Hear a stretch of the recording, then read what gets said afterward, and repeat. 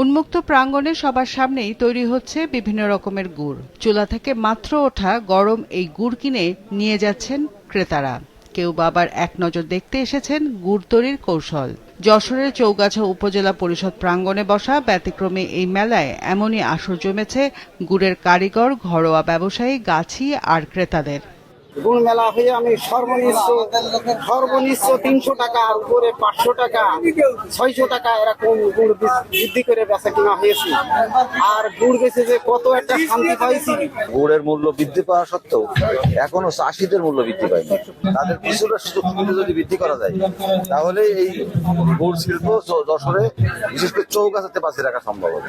বাজার তো অথেন্টিক গুড় পাওয়া যায় না, ভেজাল গুড় হয়ে গেছে আমাদের অনেক জায়গায়। তো এখানে আমার মূল উদ্দেশ্য আসায় অথেন্টিক এবং খাঁটি গুড় আমরা এখানে পেয়ে থাকি। নানা প্রতিকূলতায় গত কয়েক বছর ধরেই খেজুরের রস সংগ্রহে আগ্রহ হারাচ্ছেন গাছিরা।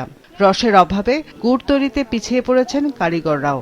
গুড়ের ন্যায্য দাম ও গাছিদের আগ্রহ ফেরাতে স্থানীয় প্রশাসনের উদ্যোগে গেল 17 ফেব্রুয়ারি থেকে 3 দিন ব্যাপী এই মেলার আয়োজন করা হয়। গুড়ের মেলা নামে পরিচিতি পেলেও এখানে মিলছে প্রাকৃতিকভাবে উৎপাদিত নানান সবজিও। প্রদর্শিত হচ্ছে কৃষি প্রযুক্তি। গুড় চাষিদের সাথে সাধারণ ভোক্তাদের পরিচিত করিয়ে দেওয়া, এই যে গুড় পণ্য বিক্রি করাটাই মূল উদ্দেশ্য না। গুড়ের উদ্যোক্তাদের উৎসাহ যোগানো, যে এটা একটা মৌসুমী ফসল হওয়া সত্ত্বেও তারা যাতে প্রত্যেক বছর এই কষ্টসাধ্য বিষয়টা আগ্রহ সহকারে যাতে তারা কাজ করে, সেই কারণে এই উৎসাহ দেওয়ার জন্য এই মেলার আয়োজন। এখানে কৃষি মেলায় কৃষির বিভিন্ন প্রযুক্তি দেখানো হচ্ছে, বিভিন্ন রকম সবজি ফল আমরা এখানে দেখাচ্ছি। এটা হয়েছে লাভজনক কৃষি হয়েছে, কৃষিটা এখন ব্যবসায় পরিণত হয়েছে।